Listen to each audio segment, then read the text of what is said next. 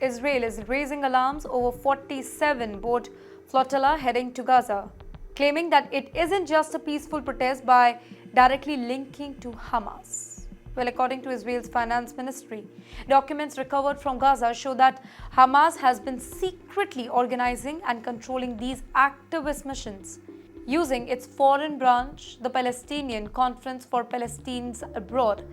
This whole group, Israel says, acts like Hamas's embassy abroad and has been controlling flotilla missions for years now under the cover of civilian organizations. Well, one key figure highlighted is Zahir Birawi, the head of PCPA in the United Kingdom. He has been involved in flotilla missions for over 15 years, including the notorious Turkish Mavi flotilla back in 2010. Another is Saif Abu Kashk. He is from Spain, whose company, Israel claims, secretly owns many of the ships sailing to Gaza. Israel says that these connections prove that Hamas is behind the mission, despite activists portraying that it is just a humanitarian aid. The flotilla is now around 150 miles from Gaza, just carrying dozens of activists, including Greta Thunberg.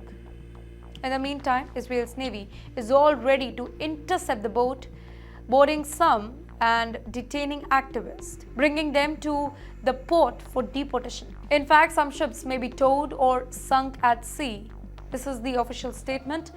The flotilla is being escorted by Spanish and Italian naval ships, but their governments say that they won't use the military force. Well, Israel and Egypt have maintained a blockade on Gaza since 2007, claiming that it is very important to stop Hamas from smuggling weapons. Critics argue that the blockade punishes the civilian population of roughly 2 million people, many of whom are really trapped in the ongoing humanitarian crisis. This whole crisis escalated after October 7th, 2023 attack, when Hamas terrorists invaded Israel, killing over 1,200 people and taking 251 hostages. Israel says that it has since killed over 22,000 combats in Gaza and over 1,600 terrorists inside Israel during the initial attack. If we are talking about numbers, then the Gaza Health Ministry claims more than 66,000 people have been died or maybe presumed dead, though exact numbers are very difficult to identify. Israel insists that it aims to protect civilians, pointing out that Hamas uses civilians as a human shield, operating from homes, hospitals, schools, mosques.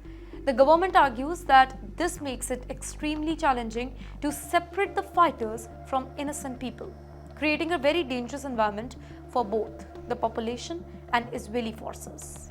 Coming back to the flotilla, then this flotilla episode shows how complex and high stakes the Gaza conflict has become, mixing international activism, humanitarian claims, and military strategies. While the activists say that they are challenging the blockade, Israel portrays it as a dangerous mission controlled by a terrorist organization, raising a lot of questions about safety, intent, and the real purpose behind these protest ships.